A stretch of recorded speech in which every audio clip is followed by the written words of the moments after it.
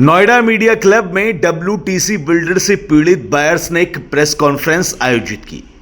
Buyers ने WTC builder पर गंभीर आरोप लगाए। उन्होंने कहा कि लाखों रुपए लेकर भी आज तक उनको उनका ऑफिस नहीं मिल पाया है। ऑफिस के नाम पर WTC बिल्डर ने बायर से करोड़ों रुपए ले लिए हैं, लेकिन उनको ऑफिस अभी तक नहीं मिल पाया। सेक्टर 132 में बायर्स को प्रोजेक्ट दिखाया गया था, जिसके बाद में ये पूरा मामला सामने आया।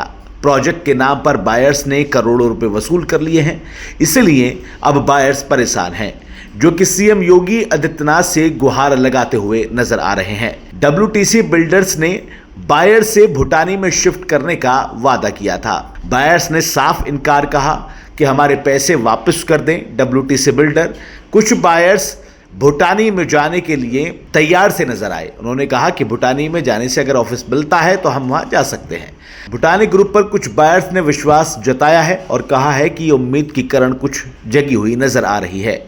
WTC बिल्डर्स ने बायर्स को भूटानी से ऑफिस दिलवाने का वादा किया था। कई बायर्स ने भूटानी के लिए फॉर्म भी भरा और कहा कि अब समाधान हो सकता है। नोएडा के सेक्टर 29 में बायर्स ने ये प्रेस कॉन्फ्रेंस की, जहां पर यह पूरा मामला सामने आया। आज आपने यहाँ प्रेस कॉन्फ्रेंस की है, कितने लोगों के आपने पैसे यहाँ पर लगाए गए थे, कितना पैसा था टोटल, क्या आरोप है, किस पर है? सर, मैं राजश्री गुप्ता, मैंने अपना पैसा नोएडा CBD 132 प्रोजेक्ट में इन्वेस्ट किया था। मैंने 2018 में इन्वेस्ट किया था, लेकिन उसके बाद मुझे बोला गया था ऑन पेपर कि 2021 तक आपको पोजेशन दे दिया जाएगा, लेकिन 2021 तक कुछ भी नहीं हुआ। उसमें कोविड के नाम पर मुझसे कोविड के टाइम पर भी 5 लाख रुपए झटक लिए।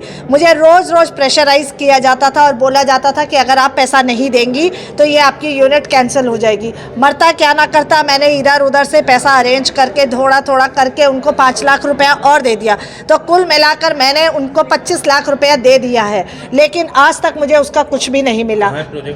मेरा सर CBD 132 में है। सर, मुझे बोला गया कि रेरा डेट खत्म होने का इंतजार कीजिए, उससे पहले पहले आपको प्रोजेक्ट दे दिया जाएगा।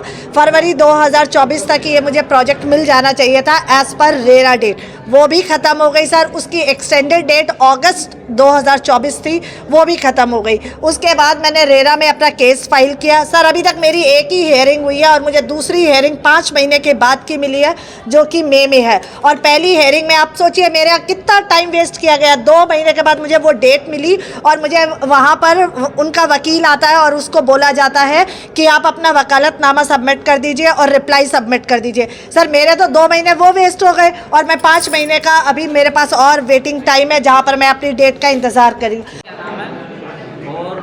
तरुण रावत नाम है। मेरे भाई आनंद सिंह रावत की 2 हमारी CBD यूनिट थी जो फंसी हुई थी ना, उसका कुछ इंटरेस्ट आ रहा था और सारी चीज़ें रुक गई थी। तो बीच में कुछ हमारे पास मैसेज आए, कॉल आए कि आप अगर एक्टिव करना चाहते हैं उसको, क्योंकि वो प्रोजेक्ट एकदम से ख़त्म हो गया था, स्क्रैप हो गया था। तो हम लोगों ने क्या किया, मेरे भैया है वो अभी दुबई है फिलहाल, और उसके बाद उन्होंने बोला कि जाओ थोड़ा इंक्वायरी करो, देखो। तो हमें कुछ एडिशनल पेमेंट करना पड़ा और उसके बाद में हम शिफ्ट कर चुके हैं। तो एटलीस्ट हमें कुछ दिखेगा कि सामने तो हो हमारे पास। क्या लग रहा है भूटानी में आपका सपना साकार हो जाएगा? ऑब्वियसली मैं देख के आया हूँ, उसके अंदर कंस्ट्रक्शन वगैरह स्टार्ट है, वो बिल्डिंग रेडी है। और जब मैं CBD गया था हमारे यूनिट में, तो वो प्रोजेक्ट बना ही नहीं है, हमारे पैसे रुके हुए थे।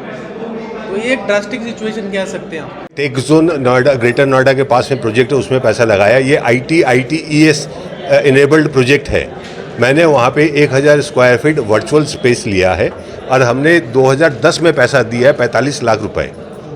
2010 से लेके आज तक हम वेट कर रहे हैं, इंतज़ार कर रहे हैं। इनके तरफ से कम 50 चिट्ठी हमने इनको लिखी है, इनके ऑफिसेज में गए हैं, इनके हर डिपार्टमेंट में हर व्यक्ति से मिले हैं, कोई जवाब नहीं। ये कोई जवाब नहीं देते हैं, खाली वर्बल बात करते हैं। इधर कोरोना के बाद में इन्होंने जो ऑफिस शिफ्ट की है भूटानी के ऑफिस में, वहाँ से बार बार ये फ़ोन करके प्रेशराइज किया जाता है कि आप अपने प्रॉपर्टी को शिफ्ट करवा लीजिए भूटानी में, और आपकी 45 लाख की है, हम आपको 55 लाख की प्रॉपर्टी देते हैं, 10 लाख और दे दीजिए।